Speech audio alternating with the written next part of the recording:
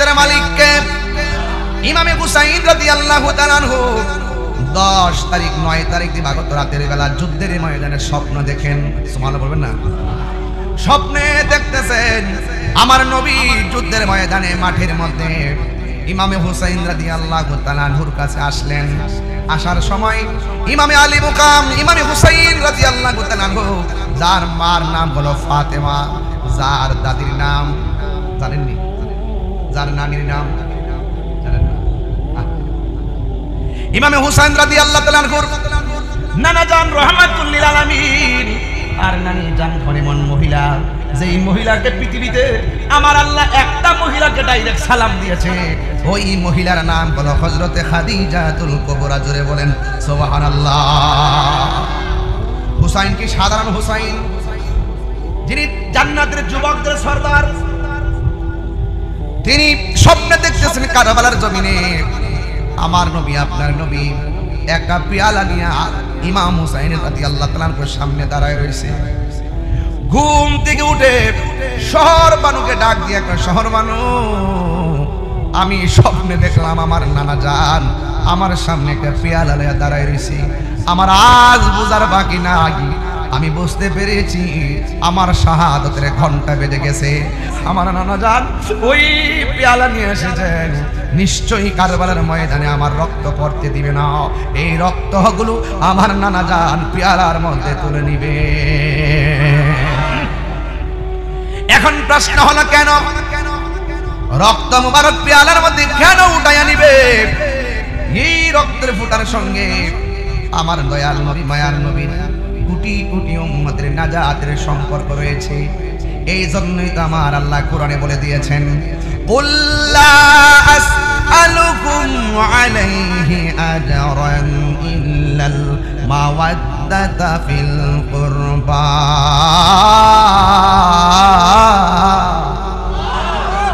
মাঝে মাঝে তেলাওয়াত করলে কি খারাপ লাগে বাজান?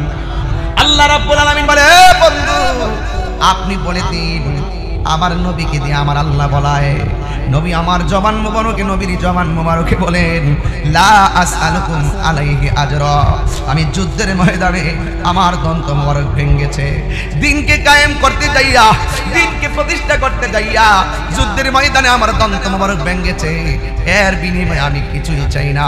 তায়েফের জমিনে তাগড়া তাগড়া যুবকগুলো আমার পিঠ থেকে রক্ত মোবারক জড়িয়েছে, এর বিনিময়ে আমি তোমাদের কাছে কিছু চাই না। আমাকে পাথর দিয়ে আঘাত করে মাথার হেলমেট ভেঙে মাথা ফাটাইয়া ফেলছে, এর বিনিময়ে আমি কিছু চাই না। ও ইয়া রাসূলুল্লাহ আপনি কি চান? আমার নবী আপনার নবী বলেন ইল্লাল মাওয়াদ্দাতা ফিল কুরবা, আমি চাই শুধুমাত্র আমার আহলে বায়াতের মহব্বত। এখন প্রশ্ন করবেন হুজুর আহলে বায়াত আবার কারা? আহলে বায়াত 1 নম্বর মাওলা আলী, 2 নম্বরে খাতুনে জান্নাত মা ফাতেমা জোহরা, 3 নম্বর ইমাম হাসান রাদিয়াল্লাহু তাআলা আনহু, 4 নম্বর ইমাম হুসাইন রাদিয়াল্লাহু তাআলা আনহু। আখাযা বিয়াদি হাসানিন ওয়া হুসাইনিন, আমার নবী একদিন হাসান হুসাইনের হাতের মধ্যে ধরলেন। আমার নবী বলেন মান আহাব্বানি, যদি কোনো ব্যক্তি আমাকে ভালোবাসতে চাও ওয়া আহাব্বা হাযাইনে, এই দুইজনকে ভালোবাসবা, একজন হলো ইমাম হাসান আর একজন হলো ইমাম হুসাইন। কেউ যদি আমি নবীরে ভালোবাসতে চাও আমার দুইটা কলিজার টুকরাকে তোমরা ভালোবাসবা, শুধুমাত্র তাই নয় ওয়া আবাহুমা, তাদের বাবাকে ভালোবাসবা। এখন প্রশ্ন হলো হাসান হুসাইনের আব্বার নাম কি? তিনি হলো হযরত শেরে খোদা মাওলা আলী রাদিয়াল্লাহু তাআলা আনহু। এই পৃথিবীর মধ্যে মাওলা আলী হলো তিনি সেই সাহাবী যিনি খানায় কাবার চত্বরে জন্মগ্রহণ করেছেন। জন্মগ্রহণ করার পরে চোখ খুললা তিনি আসমান দেখে নাই, জন্মগ্রহণ করার পরে চোখ খুললা বাবার চেহারা দেখে নাই, জন্মগ্রহণ করার পরে চোখ খুললা মায়ের চেহারা দেখে নাই, জন্মগ্রহণ করার পরে রাতের চেহারা দেখে নাই, জন্মগ্রহণ করার পরে দিনের আলো দেখে নাই, রাতের জন্মগ্রহণ করার পরে পৃথিবীর কোনো মানুষের চেহারা দেখে নাই। জন্মগ্রহণ করার পরে ওই মাওলা আলী রাদিয়াল্লাহু তাআলা সর্বপ্রথম আমার নবীর চেহারা মোবারক দেখেছেন। এই মাওলা আলী হলো সেই মাওলা আলী যিনি জন্মগ্রহণ করার পরে মায়ের স্তনের মধ্যে দুধ মুখ লাগায় নাই।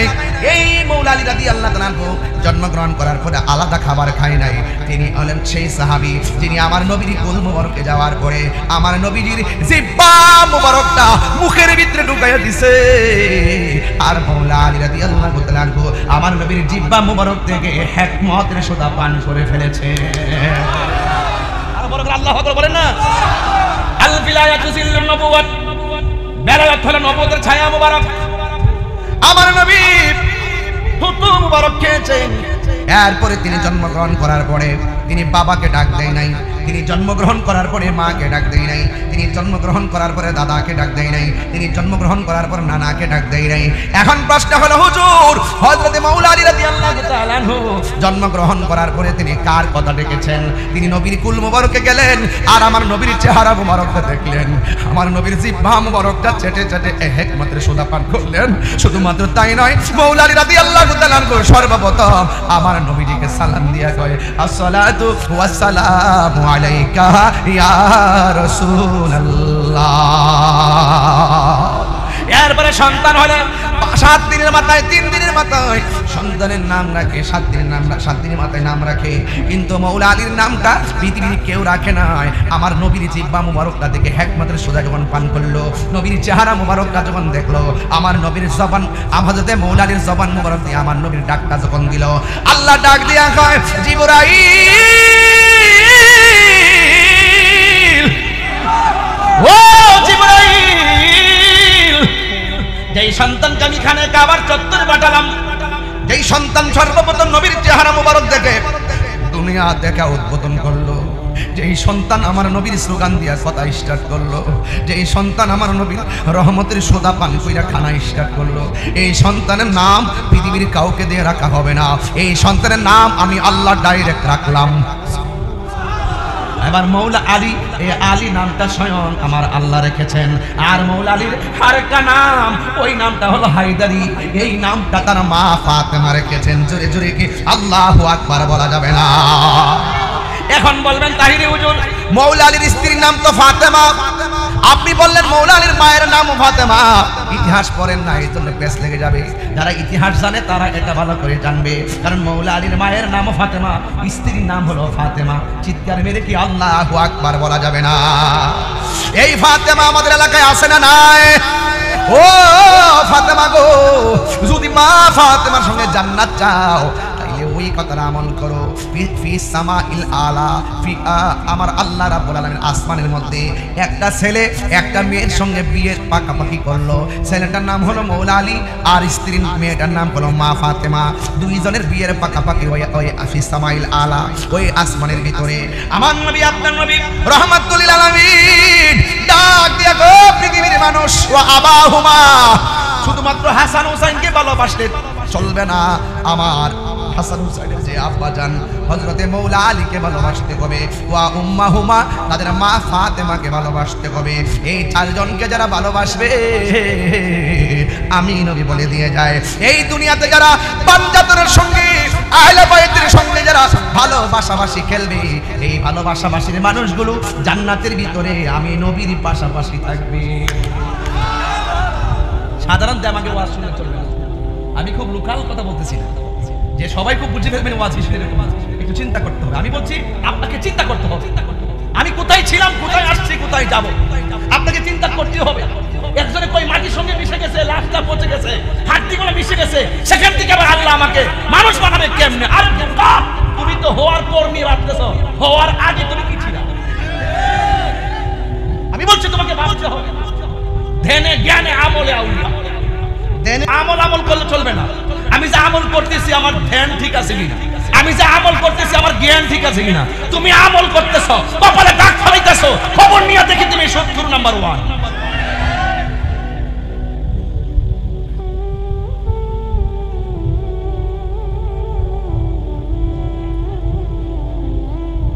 কি 70 আছে নাকি?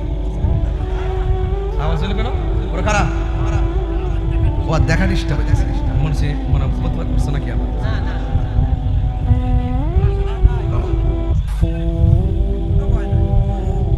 দলিলের বাইরে কথা বলতেছি, এই দলিলের বাইরে কথা বলতেছি। 4 ঘন্টার ওয়াজ করে ফেলছি এই পর্যন্ত, হিসাব যদি মিলে না, যদি সত্যিকার তো ওয়াজ বুঝেন, আর ওয়াজ না বুঝলে কোন একটা টান দিব, অর্ধেক করবো বাংলাদেশের তাফসীর, অর্ধেক করবো ইন্ডিয়ার তাফসীর। তাফসীর করতে করতে করতে করতে ওয়াজ শেষ।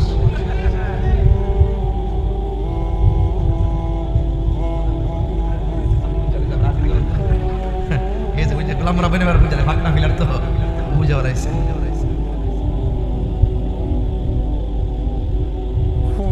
আমি তো ওয়াজের ভিতরে এখন অতিরিক্ত কথা বলি না, অতিরিক্ত কথা বললে ওরা কাটটা নিয়ে সাইডে নিয়ে মুহূর্তে আমার গলা কিন্তু অনেক মরছে, আর কথা বললাম পরে বললে আমার এটা কফির কথা, এই জন্য আমি এখন বাদ ঢালাইছি গলা না। মানে আপনার কি মানে আমি চিল্লাতেছি, কষ্ট হইতেছে মানে এটা আমার কইতে হবে যে আমার চাঁদা দেওয়ার দরকার, এটা কইতে হইব দেনা দিতে কইছি আমার তো বাঁচতে হইব নাকি, 11.5 ঘন্টা জার্নি করে এসেছি। আরে না এটা একটু মজা করছে আর কি বাবা, এই আমার ওয়াজের ধ্যানে বইরা গেছে আর কথা বলে নাই, মজা আছে, খুব মজার মানুষ। মারহাবা জোরে কোন, কি কষ্ট হচ্ছে আপনাদের? কষ্ট হচ্ছে আপনাদের? ইনশাআল্লাহ কিচ্ছু লাগবে না, আল্লাহর দয়া হইলে আলহামদুলিল্লাহ। না এরা খুব মেহমান প্রিয়, আমি আসার পর থেকে খাওয়া দাওয়া রিসেপশন সব কিছু দিক দিয়ে ব্যবহার খুব আমি ভালো দেখেছি। এটা আমি এখন যেটা বললাম না, এটা হলো জাস্ট আপনাদেরকে একটু বোঝার জন্য, আমি নিজে থেকে একটু রেস্ট নেওয়ার জন্য কথাটা বলছি আর কি। চিন্তা করছি যে মাঝে মাঝে কথা বললে একটু রেস্ট হয়। না ওই একটু আগে শুনতে পেয়েছি না, অনেকে একটু জ্বলছে আর কি। মারহাবা জোরে কোন। রক্ত অনেক দামি, যদি রক্তটা আল্লাহর রাস্তায় ঢালতে পারে আপনাকে গোসল দেওয়া হবে না, রক্ত মাখা জামা দিয়ে আপনাকে দাফন করা হবে। তুমি মিসওয়াক করা ফজিলত তো জানো, খাবার শেষে মিষ্টি মুখের হাদিসটাও মানো। মিষ্টি খুব মজা লাগে, আর রক্ত জড়ানো সুন্নত, এটা মজা লাগে না। তুমি মিসওয়াক করা ফজিলত তো জানো, খাবার শেষে মিষ্টি মুখের হাদিসটাও মানো। শুধু হক কথাটা উচ্চ সুরে বলতে পারো না, অন্যায় দেখে বারুদ হয়ে জ্বলতে পারো না, ঠিক কিনা? আমার ছেলেগুলো কোথায়? খোলা পান্ডি ওই যে ইয়াং জেনারেশনটা কোথায়? আপনারা আসেন তো ইনশাল্লাহ। আজকে আরো 15 মিনিট সময় কি আমার দিবেন ইনশাল্লাহ? ইনশাল্লাহ জোরে বলতে হবে ইনশাল্লাহ কর, আল্লাহ কবুল করুক, আমিন কর। শুধু হক কথাটা উচ্চ সুরে বলতে পারো না, অন্যায় থেকে বারুদ হয়ে জ্বলতে পারো না।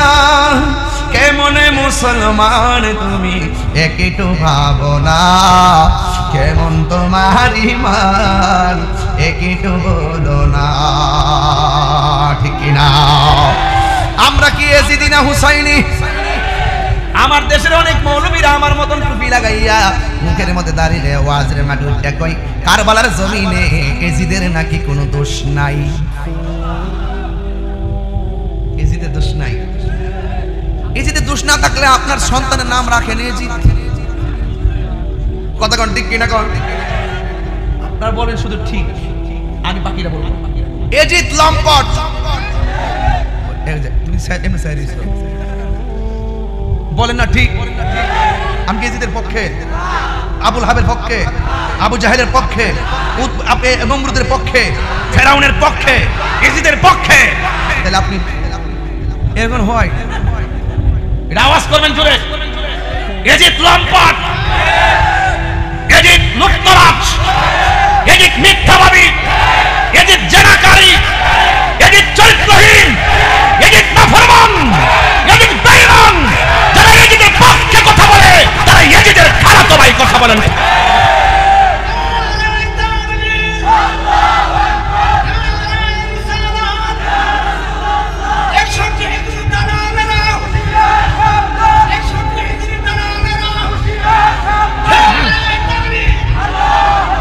আল্লাহু আকবার বলেন। গভীর মনোযোগ। ইমামে হুসাইন রাদিয়াল্লাহু তাআলা আনহু তিনি স্বপ্নে দেখলেন আমার নবী হাত মোবারকে কি নিয়ে আসলেন, আর জোরে কোন কি নিয়ে?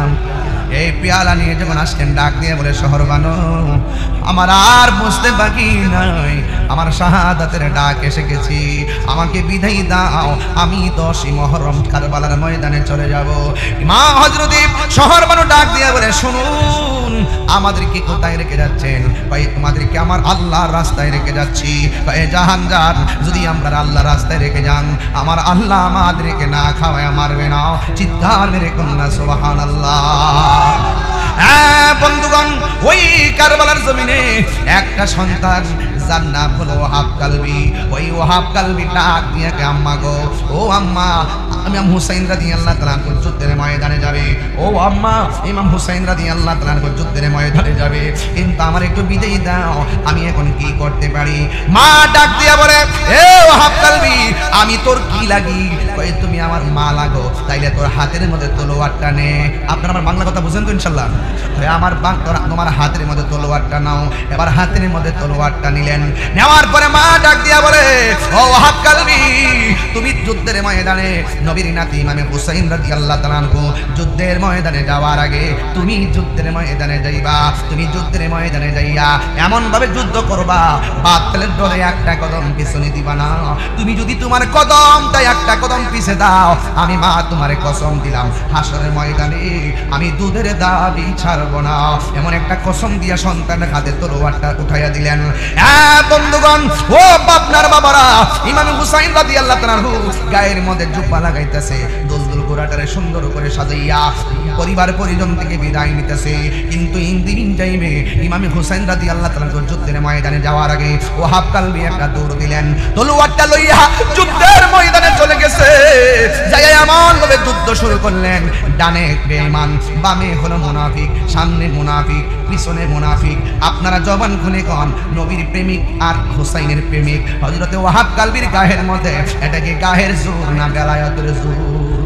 ওই বেলায়েতের জোর নিয়ে তিনি যুদ্ধের ময়দানে যখন চলে গেছে, ওই মুহূর্তে ইমাম হুসাইন রাদিয়াল্লাহু তাআলা যাওয়ার আগে ওয়াহাব কালবি যুদ্ধের ময়দানে চলে গেল।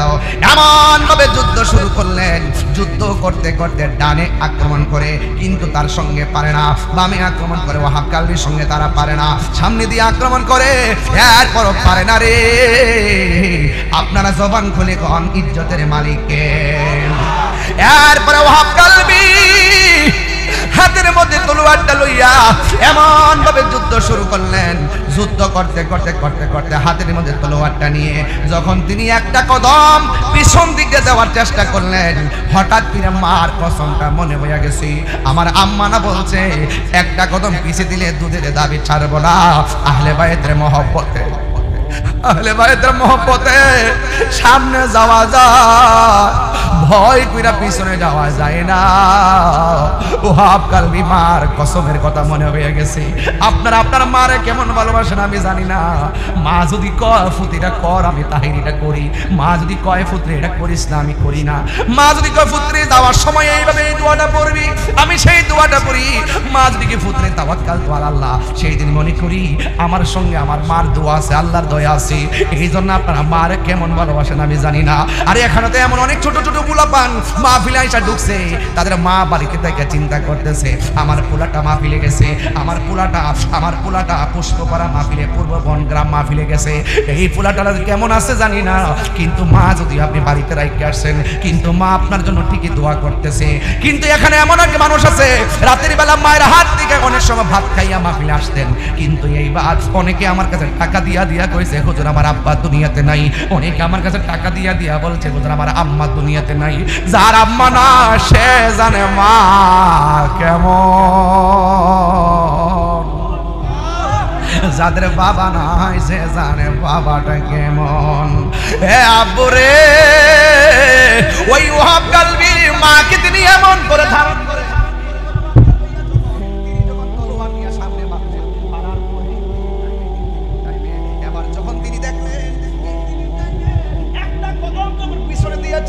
ওই মুহূর্তে মার কসমের কথা মনে হয়ে গেছে।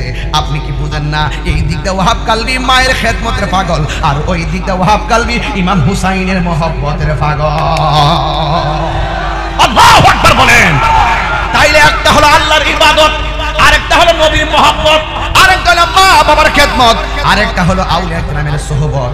এই চারটা কাজ যদি আপনি না বুঝেন তাহলে চলবে না। ওয়াহাব কালবি যখন সামনে কদম দিয়ে একটা কদম পিছনে দিছে, তোমার কথা মনে হয়ে গেছে রে। হঠাৎ করে আল্লাহরে ডাক দিয়ে, আল্লাহ আমার মা না আমারে কসম দিছে আমি একটা কদম পিছাইলে আমার মা দুধের দাবি ছাড়বে না। আহলে বাইতের মহব্বতে যারা সামনে কদম দেয়, দুশ্মনের ভয়ে তারা পিছনে কদম দিতে পারে না। মাহের এক দান দুধের দাম কাটিয়া গায়ের চাম, পা পশু বানাইলেও ঋণ হবে না, এমন দরদি হবে কেউ হবে না আমার মা গো, এমন দরদি হবে কে হবে না আমার মা গো, জান্নাতের চাবি আমার মা গো, জান্নাতের চাবি আমার মা, জান্নাতের চাবি আমার মা গো, না জান্নাতের মা যার বেঁচে নেই তার মতো দুঃখী নাই, মা যার বেঁচে নেই তার মতো দুঃখী নাই, খালা ফুফু মায়ের মতো না মা গো, জান্নাতের চাবি আমার মা গো, জান্নাতের চাবি আমার মা।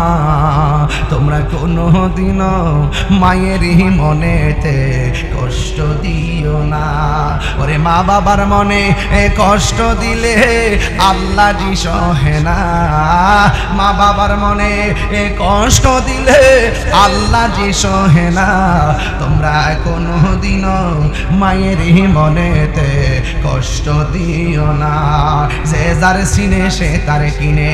এই পৃথিবীতে সবাই দোয়া করে স্বার্থ নিয়া, এই পৃথিবীতে দুইটা মানুষ নিঃস্বার্থে দোয়া করে, একজনের নাম হলো তোমার মা আর একজনের নাম হলো তোমার বাবা। মা বাবার মনে কষ্ট দিয়া তাহিরির কাছে মুরিদ হইয়া বাড়ির মধ্যে গরু লইয়া যাইবা, বান্ডেল টাকা লইয়া যাইবা, তোমার মতন মুরিদ তাহিরি দরকার নাই। যেই পিসাব বলবে মা বাবার খেদমত লাগতো না, আমি তো আছি, এটা পিসাব না, এটা হলো অভিশাপ। কথা বলেন ঠিক কিনা? হাত তুলে বলো ঠিক কিনা বলো। যদি মার দোয়া থাকে মাদ্রাসায় পড়া লাগে না, কলেজে পড়া লাগে না, মার দোয়া থাকলে অনেক সন্তান আল্লাহর ওলি হতে পারে কি পারে না? আর জোরে কোনা পারে কি পারে না? ও বন্ধুরে আমার,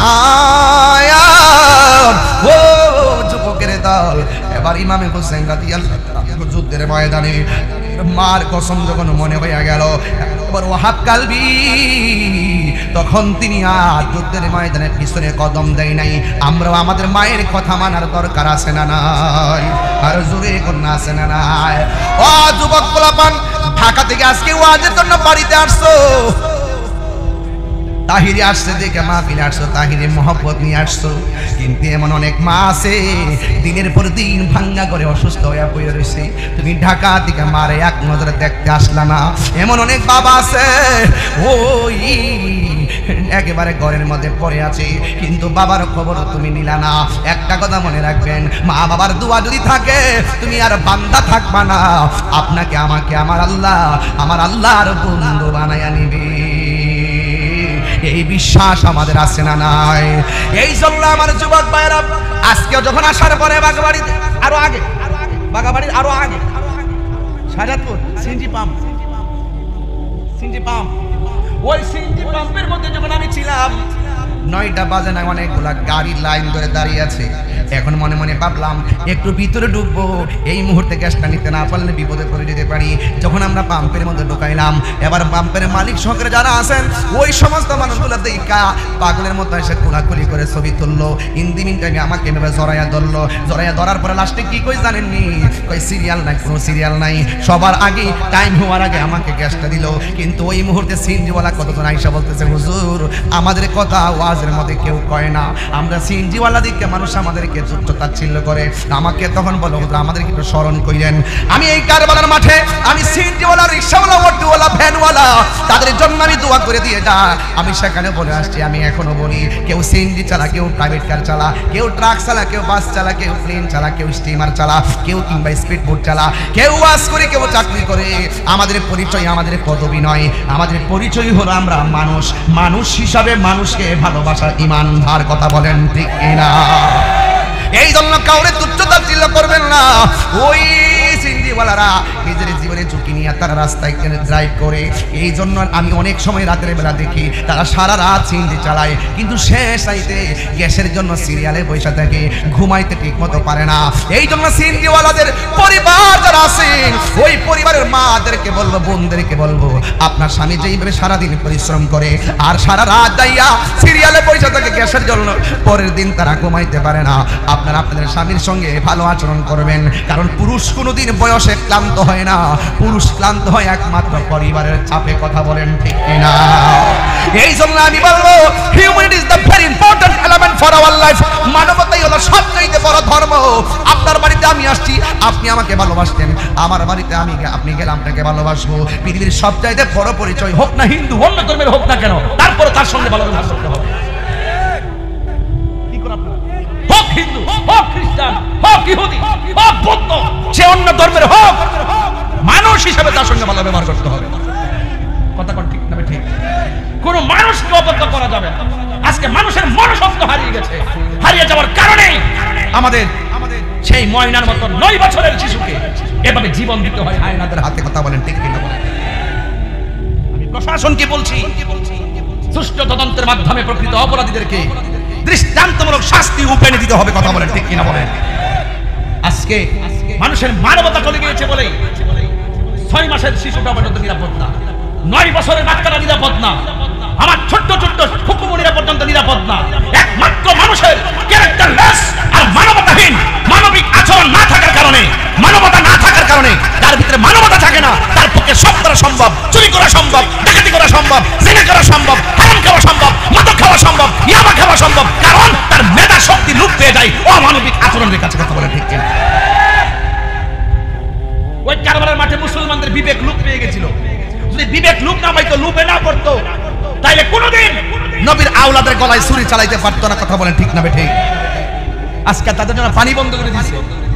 রাসূল বলেন, তোমরা 2টা কাজ কখনো করো না। একটা হলো কখনো কাহার জন্য পানির বাধা দিও না। কিসের বাধা দিও না? পানির বাধা দিও না। আরেকটা হলো রাস্তার বাধা দিও না। কিসের বাধা দিও না? রাস্তার বাধা দিও না। আজকে আমরা আধিপত্য, জায়গা জমি দখলদারি, তাণ্ডব লীলা, আমার বাড়ির উপর দিয়ে তোর বাড়ির পানি যাইতে পারবে না, তোমার বাড়ির পানি আমার বাড়িতে ঢুকলো কেন? আরে আশ্চর্য, তুমি কি বললা? অবশ্য মহান রব আসমান থেকে তোমার বাড়িতে ফল নামাইতেছে, পারলে বাধা দাও। তুচ্ছ ঘটনাকে কেন্দ্র করে খুন খারাপি বেড়ে যাচ্ছে। কথা বলে ঠিক না বেঠে? এই জন্য কষ্ট হচ্ছে আপনাদের। আমি কিন্তু কিছু আনুষঙ্গিক কথা বলছি আপনাদের শিক্ষার জন্য। আপনারা এখানে এত রাত্র ওয়াজ শুনবেন, রাত্র 11:30 বেজে গেছে, আপনারা ওয়াজ শুনবেন, আমার ওয়াজ শুনবেন আপনারা আমার, কিন্তু দেখা গেল বাড়িতে যাই আপনার মা বাবার সঙ্গে আপনি 12:30।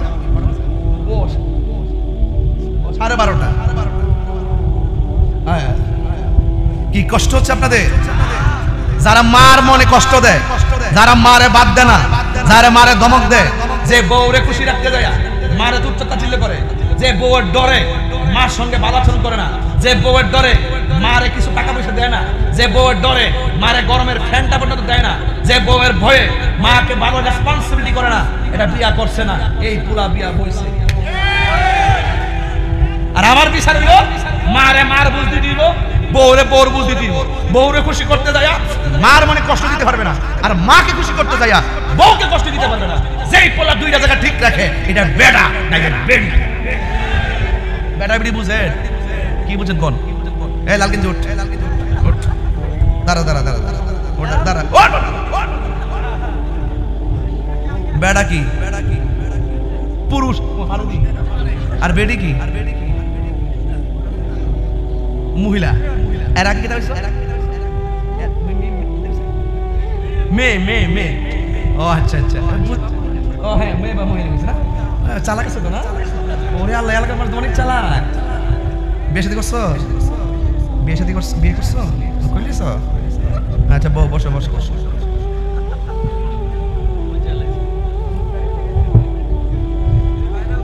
চালাক আছে, চালাক আছে। হ্যাঁ অনেক চালাক না? মানে বোঝা গেছে ব্যবসা আছে। ঠিক আছে। আচ্ছা আচ্ছা, আপনারা 12:30টার উপর বাজে নাকি? কই আসছে কার সামনে? আমার সামনে বসছে। মারহাবা কোন? আমার সাহস আছে, আমার প্রশাসন আছে, আমার কোনো চিন্তা নাই। আমি প্রশাসন বান্ধব মানুষ, এরা সবাই জানে। আমি তাদের জন্য অনেক দোয়া করি। মারহাবা জোরে কোন? আমি যে রাত্রে ঘোরাফেরা করি, প্রশাসন আমি রাস্তার দেখি, যারা এসি নিচে ঘুমাই থাকে তারা প্রশাসন কি জিনিস বুঝতে না। এরা সারা রাত রাস্তায় পাহারা দেয় আপনার নিরাপত্তার জন্য। কথা কোন ঠিক না বেটা? আর আপনি এদেরকে ভুল বুঝেন, ভুল বুঝবেন না, সহযোগিতা করবেন। পুলিশ আমাদের বন্ধু, আমাদের ভয় নয়, আমাদের সাহস। কথা বলেন ঠিক না? আপনি ভালো ব্যবহার করেন, ভালো ব্যবহার পাবেন। এটাই নিবে কামাতা দিন তো দান, যেমন কর্ম তেমন ফল। ঠিক আছে না ইনশাআল্লাহ? তা আপনি 12:30টার পর পর্যন্ত স্টেজে আসছি 1.5 ঘন্টা হয়েছে নাকি? বসছিতে 1.5 ঘন্টা হয়েছে না? 1.5 ঘন্টা যদি হয়ে থাকে, আপনি বলেন তো এতক্ষণ ওয়াশ করলাম, বলতে পারবেন যে একটা কথা অপ্রয়োজনীয় বলছি? অপ্রয়োজনীয় বলছি? প্রত্যেকটা কথা আমি চলে গেলেও যেন যদি জীবনে নাও আসতে পারি, আমি সব সাইড মেরে কথা বলতেছি, যেন অন্ততপক্ষে এই ওয়াজটা শুনলে আপনাদের ভিতরে একটা সিলেবাস আপনারা ধারণ করতে পারেন। আপনারা আমার সামনে ওয়াজ শুনবেন, ওয়াজ শুনে বাড়িতে যায় মারে ধমক মারবেন। আচ্ছা বলেন তো, এই ওয়াজ শোনার দাম আছে? বড় করে দাম আছে? আপনি শুধু ওয়াজ শুনবেন না, ওয়াজ ধারণ করবেন। প্লিজ প্লিজ, এই এলাকায় আমি যদি ঘুরি মেম্বার সাহেব নিয়ে, মিনিমাম 70% ঘরের ভিতর থেকে এই বুড়া মহিলাটা, বুড়া পুরুষটা আমার কাছে বিচার দিব যে হুজুর যে স্বপ্ন দেখে পোলারে বিয়ে করেছিলাম, বিয়ের পরে এরা আমাদেরকে 4 পয়সার মূল্যায়ন করে। আপনার বাপ মা রাস্তায় হাইটা বলে না, আর বাপ মা আপনার ধমক দিলে আপনি সবারে যায় বলেন আমার আম্মা আমার ধমক দিছে, ঘরের কথা বাইরে বলেন। কিন্তু বাপ মার মনে যে কষ্ট আপনি দিচ্ছেন, বাপ মা দোকান পাটে বলে না। কেন বলে না জানেন? আত্মসম্মানের ডরে। কথা কোন ঠিক কিনা? আপনি বলতে পারবেন আপনার বাপের আপনি জীবনে 20,000 টাকা নগদ দিয়া বলছেন যে আব্বা এই 20,000 টাকা আপনার, আপনি খরচ করবেন। মানে কোটি কোটি টাকা আপনার আছে, ঠিক আছে, আপনি 20,000 টাকা বাপের হাতে দিয়া বলছেন যে আব্বা আপনার 20,000 টাকা দিলাম, আপনি আনুষঙ্গিক খরচ করেন। দেন না কেন? দেন না জানেন? আপনার মনে হয় আর বাবা হয়তো কিছু বলবে না, কিন্তু বউরে না দিয়া দিচ্ছেন। কি তা দাঁড়াইছো? অর্থাৎ স্বর্ণ দেওয়ার পর কি দাঁড়াইছো? ডরা ডরা।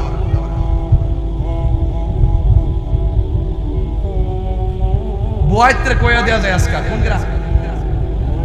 না না, পুষ্পপাড়া। আর বনগ্রাম আছে পুষ্পপাড়া, নামটা সুন্দর।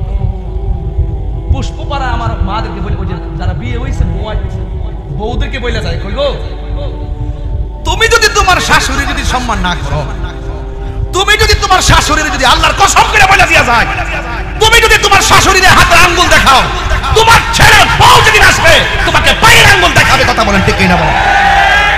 এবার কেউ খুশি হোক কিংবা বেজার হোক, যা বলছি বলছি, খেতেরিরা খেতেই বাঁধবে। কথা বলেন ঠিক না বেটে? 12টার পরে ঘুম থেকে ওঠে, সকালবেলা রান্না পর্যন্ত করে না, ফ্রিজে রাখা দিয়ে গরম করে খায় না। এই জন্য দুদিন ধরে কম্বল দেন না, খালি রোগ আর রোগ। আর বুড়া বেটিটার বয়স হলো 90 বছর, কিন্তু আল্লাহর রহমতে এখনো ভালো আছে, আর দিকে এখনো মোড়া মোড়া। আর তাদের মাথা গোড়া কি রে জানেননি? একমাত্র অভিশাপের কারণে। ওয়াহাব কালবি, কষ্ট নিয়ে না প্লিজ। আমি এদিকে গেছি কেন? বহুত সংসার অশান্তির আগুন জ্বলতেছে। বউ কোনদিন মাত্র নারো নইব আফন, এটা আমি সিটাং গেলে গায়ে রাখি, নোয়া খেলে গেলে চলে চলে।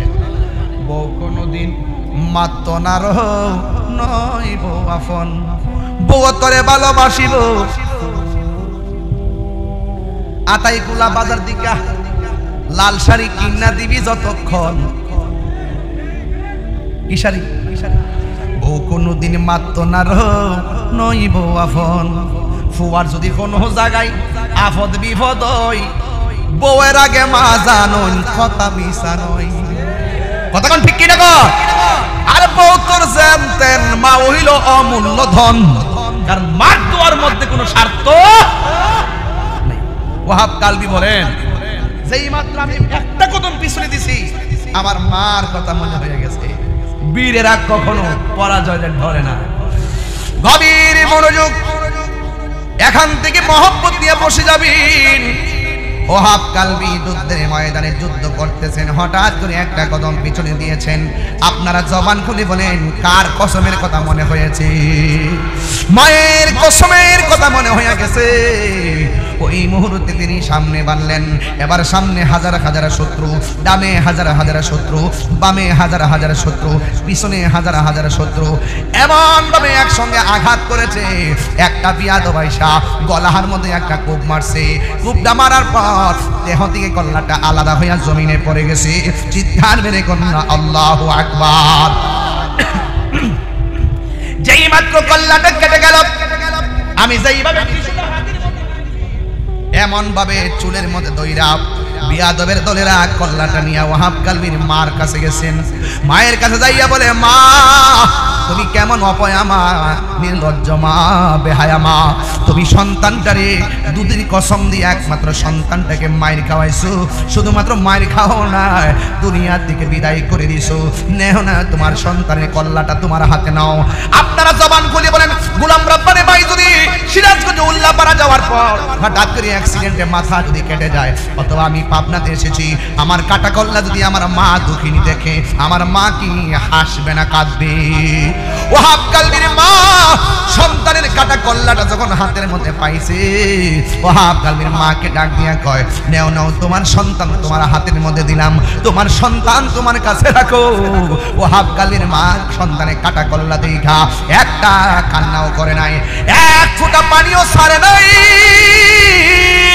জিজ্ঞেস করা হয়, তোমার সন্তানরে তুমি দুধের কসম দিয়া মায়ের খাওয়াইলা, দুধের কসম দিয়া দুনিয়ার থেকে বিদায় করাইলা, এখন তোমার সন্তান কাটা করলো, তোমার হাতের মধ্যে দিলাম, তুমি কেন মুস্কি মুস্কি হাসতেছো?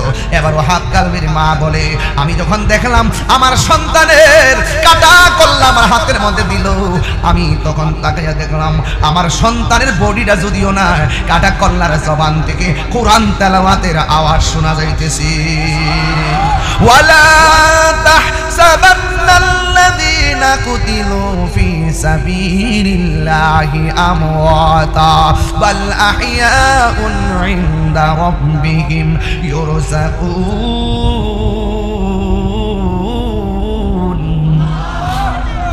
সাউন্ডটা উড়াই দেন।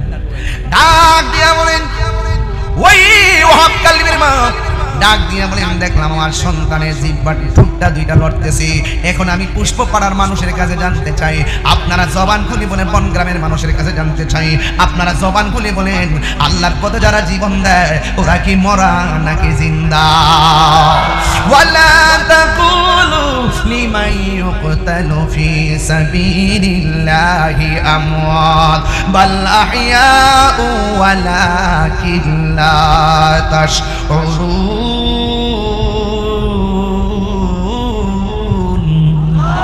আল্লাহর পথে যারা জীবন দেয় এরা মরা নয়, এরা হলো জিন্দা। শুধুমাত্র জিন্দা নয়, স্বয়ং আল্লাহর পক্ষ থেকে জান্নাতি খাবার তারা কবরে খাইতেছি। বন্ধুরে আমায়া ও পুষ্পবালার বাবা পায়ের মধ্যে হাত দিয়ে বলে যায়, পাবনার বাবা যারা শূন্য যান। এবার আল্লাহর হাবিবের মহব্বতে, আহলে বাইতের মহব্বতে মহিলাটা ডাক দিয়া কি কই জানেননি? কই আমার সন্তান কাটা কল্লা কাটা দেখলো, আমার সন্তান এখনো জিন্দা আছে, আমার আল্লাহ শহীদের জিম্মাদারিত্ব নিয়েছেন।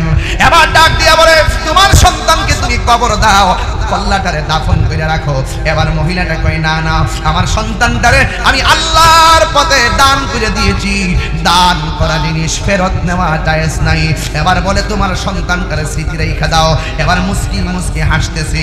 ওই মুনাফিকরা বলতেছে, ও ওয়াহাব কালবির মা, ও মা, সন্তানের কাটা কল্লাতেই মা কান্দে, তুমি কেন হাসো? ওয়াহাব কালবির মা বলেন, আমি একটু আগে ছিলাম ওয়াহাব কালবির মা, আর আমার সন্তানে হকের জন্য জীবন দিয়েছে, আমার মতো সৌভাগ্যবতী আর কে আছে? আমি এখন আল্লাহর দফতরে শহীদের মা হইয়া গেছি। আর জোরে জোরে কন্যা আল্লাহু আকবার। মহরমের 10 তারিখে, এই 10ই মহরম না, এটা কন্যা, মহরমের 10 তারিখে কি ঘটিল রবানা, কলিজা মোর ফাটিয়া যাইব বলিতে তার ঘটনা।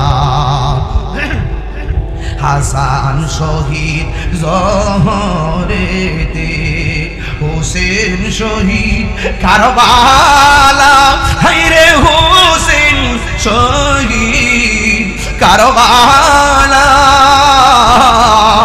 জয়নাল আবেদিন মন্দির হইল এজিদের জেলখানা। ইমাম হুসাইনের গলার মধ্যে যখন ছুরিটা চালাইয়া দিবে ওই মুহূর্তে ইমাম হুসাইন বলে তোরা আমারে জবাই করবি অসুবিধা নাই, আমারে 2 রাকাত নামাজ পড়ার সুযোগ দে। এখন ওয়াজের শুরু এবং লাস্টের ওয়াজটা মিলতেছে নি বাবা। আমি বলছি ইমাম মুসলিমও 2 রাকাত নামাজ পড়লো, ইমাম মুসলিম ইবনে আকিলের 2টা সন্তান মুহাম্মদ ইব্রাহিম ছোটবেলায় 2 রাকাত নামাজ পড়লো।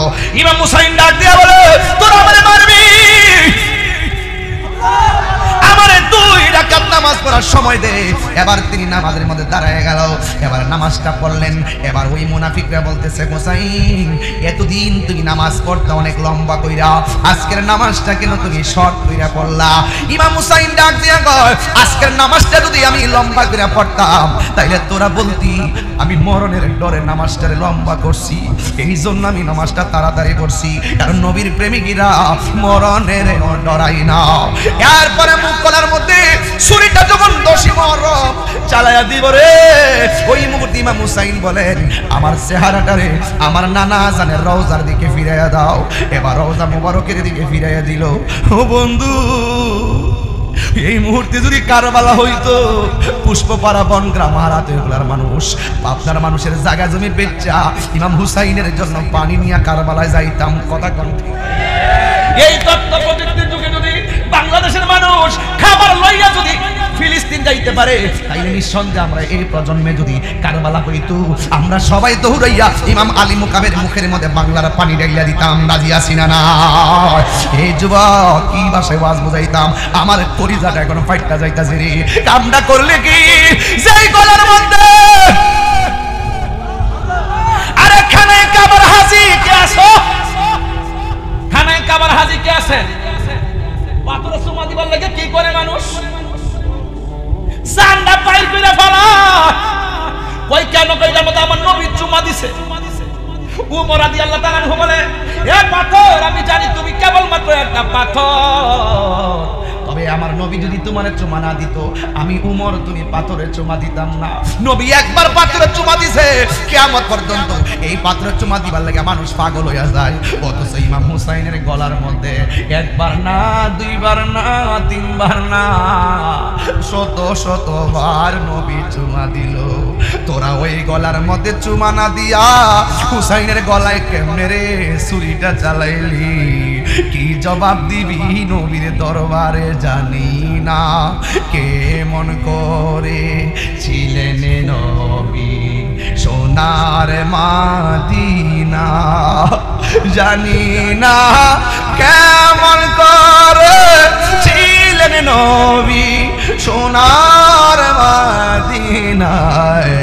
যে সময় এজিদের দল হুসাইনের গলে তলোয়ার চালায়, যে সময় এজিদের দল হুসাইনের গলে তলোয়ার চালায়, যে মাথায় হাত বুলিয়ে ঘুম পাড়াতেন আম্মা ফাতেমা, যে মাথায় হাত বুলিয়ে ঘুম পাড়াতেন আম্মা ফাতেমায়, সে মাথা কেমন করে তুলে নিলি বর্ষার আগায়। জুরি জুরি কি আল্লাহু আকবার বলা যাবে না রে? ও আপুরে উম্মে সালমা বলে আমি মুহররমের 10 তারিখে এই শব্দটা দেখে শুধু ওয়াজটা তুললাম। মুহররমের মাস আর পাই কি পাই না জানি না, এই জন্য আমি 10 মুহররমের কথাগুলো তুললাম। উম্মে সালমা বলে আমি রাতের বেলা স্বপ্নে দেখলাম আমার নবী আমার স্বপ্নে আমার ঘরের মধ্যে আসছে। আমি আমার জিগায় উম্মে সালমা তোমার কাছে আমি একটা বোতল মাটি দিয়া গেছিলাম, বোতলের ভিতরে কিছু মাটি দিয়া বই লাগেছিলাম, যেই দিন এই মাটিগুলা লাল হয়ে যাবে সেই দিন আমার কলিজার টুকরা হুসাইনকে তারা শহীদ করে ফেলবে। উম্মে সালমা গো, আমি আসছি তোমার কাছে, মাটিগুলোর কি অবস্থা? উম্মে সালমা বলেন, নবী গো, মাটির খবর নেমে পড়ে। আগে বলেন না আপনার দাড়ি মুবারকে কেন ভালো দেখা যায়? আগে বলেন না আপনার মাথার চুল মুবারকে কেন ভালো দেখা যায়?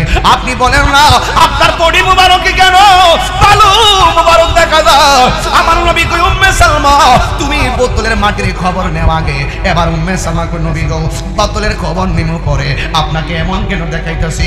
স্বপ্নে দেখার পর উম্মে সালমা কয়, আমি নবীকে জিগাইলাম, আপনার গায়ের মধ্যে কেন মাটি দেখা যায়? দাড়ি মুবারকে কেন মাটি দেখা যায়? ও আমার আপনার বাবারা, কেন আমরা নবী নবী করি? নবীর জন্য কেন এত দেওয়ানা? আমার নবী আপনার নবী বলেন, ও উম্মে সালমা, আমার দাড়ি মুবারকে কেন ভালো দেখা যায় জানোনি? আমার চুল মুবারকে কেন মাটি দেখা যায় জানোনি? আমার বদন মুবারকে কেন মাটি দেখা যায় জানোনি? দিয়ে বলে, উম্মে সালমা, আমার নাতি কলিজা হুসাইনকে যখন মাটির মধ্যে শুয়াইয়া দিয়েছে, আকাশ থেকে বৃষ্টি ঝরতেছে। এটা বৃষ্টির পানি না, রক্তের ধুরা ঝরতেছে, পাথরের নিচে থেকে রক্ত উঠতেছে। আমার নাতি হুসাইন রে যখন কারবালায় গলার মধ্যে ছুরিটা চালাইয়া দিছে গো, আমি তখন আমার নাতি যখন আমার নানা গো কইয়া ডাকটা দিছে, আমি আর মদিনায় থাকতে পারি না। আমার নাতি রে, আমি কারবালার ময়দানে যাইয়া আমি যে বুকের মধ্যে জড়াইয়া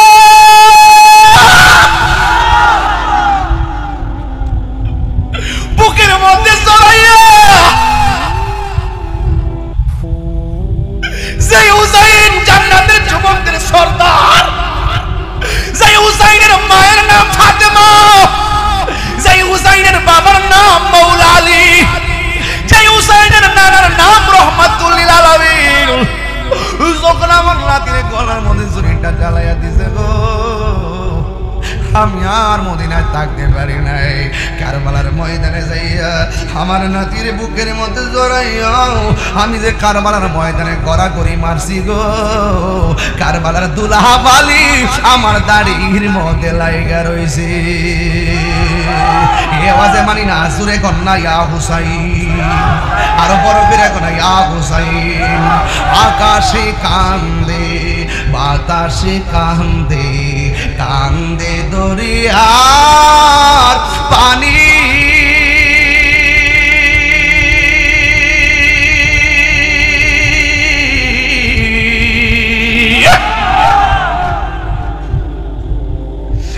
আকাশে কান্দে বাতাসে কান্দে, কান্দে দরিয়ার পানি। দুই পুত্র রায়া কান্দে, ফাতেমা জননী রে, হাইরে আমার সোনার চন্দ্রমণি, হাইরে আমার সোনার চন্দ্রমণি। আল্লাহ বলে জিবরাইল, ও জিবরাইল যাও না রে চলিয়া, 70,000 ফেরেশতা নামাও জানাজার লাগিয়া রে, হায়রে আমার সোনার চন্দ্রমণি, হায়রে আমার সোনার চন্দ্রমণি।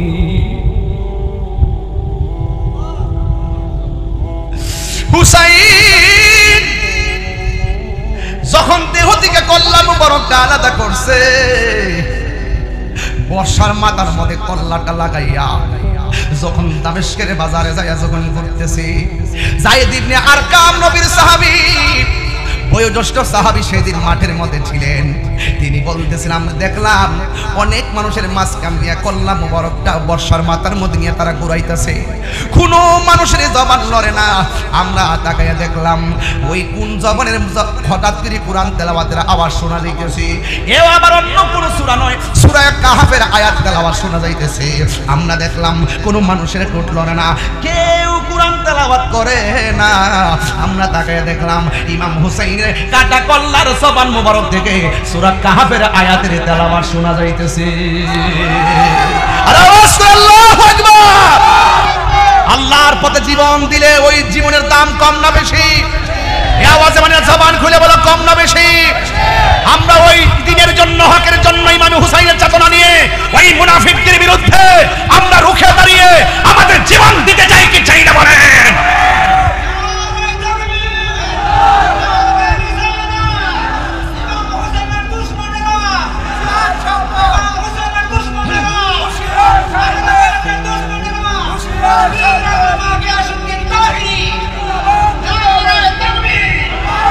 আল্লাহু আকবার জোরে বলেন, আর জোরে বলেন আল্লাহু আকবার। ইমাম হুসাইন রাদিয়াল্লাহু তাআলা কি মূলত হেরেছেন না জিতেছেন? কথা কোন, হেরেছেন না জিতেছেন? এজিদের নাম কি কেউ রাখে? এজিদের কবর কি আজও কেউ খুঁজে পাইছে? এই বাগদাদ যারা গেছেন, ইরাক যারা গেছেন, কত জায়গায় ঘুরছেন, আপনারা আমাকে বুকে হাত দিয়া বলেন এমন দেশে এজিদের কবরটা পাওয়া গেছে? চ্যালেঞ্জ করলাম, বলেন। ওই সময় তো ভালো একটা পাঁচজন আলোচিত ব্যক্তি ছিল। আলোচিত ব্যক্তির ফেরাউন যদি অক্ষত থাকে, পিরামিড যদি থাকে, এজিদ যে এত বড় পরিচিত লোক ছিল, বলুন তার কবরটা কোথায় আছে? তার কবরটা পাওয়া যায় নাই, প্রমাণ হয়ে গেল। আপনারা শুধু ঠিক বলবেন, আমি শুধু গিয়ে যাব ইনশাআল্লাহ। এই আবু লাহাবের ইতিহাস কলঙ্কের ইতিহাস। আরো বড় করে বলতে হবে, এটা ঈমানি আওয়াজ। আবু লাহাবের ইতিহাস কলঙ্কের ইতিহাস, আবু জাহেলের ইতিহাস কলঙ্কের ইতিহাস, নমরুদের ইতিহাস কলঙ্কের ইতিহাস, ফেরাউনের ইতিহাস কলঙ্কের ইতিহাস, ইয়াজিদের ইতিহাস কলঙ্কের ইতিহাস, আর আমার হুসাইনের ইতিহাস প্রেমের ইতিহাস। দুই হাত তুলে বলো ঠিক কি না বলো?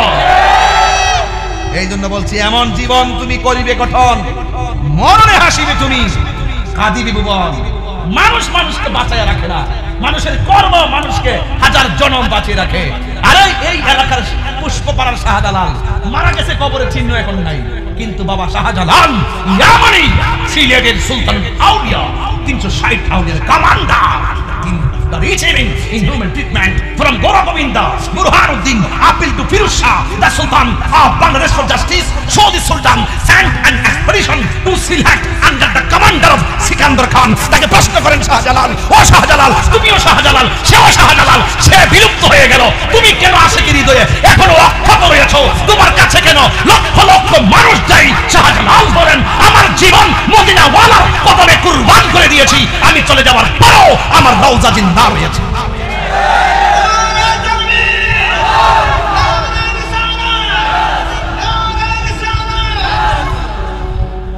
আল্লাহু আকবার জোরে বলেন। মানুষের মধ্যে বেঁচে থাকে নামে না কর্মে, কথা কয় না, গাঞ্জা খাইবে না,